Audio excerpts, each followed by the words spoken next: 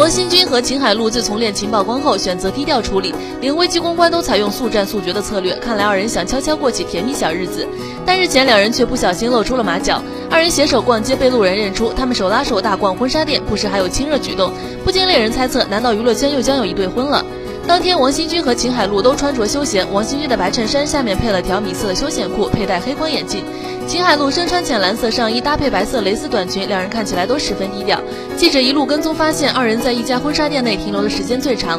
王新军指着店内看起来价格昂贵的一款婚纱让秦海璐看，秦海璐看起来则是一副一切老公你做主的小女人模样。期间不知什么原因，王新军还摸着秦海璐的脖子仔细看了一阵。逛完婚纱店，两个人看似都很心满意足。照片曝光后，眼尖的网友发现，当天秦海璐脚蹬平底鞋，而且衣服十分宽松，有几分韵味。和男友一起挑选婚纱，难道是要奉子成婚？不过也有网友表示，逛街穿平底鞋是很正常的，不必大惊小怪。但看婚纱肯定是好事相近了，恭喜恭喜！东兴娱乐整理报道。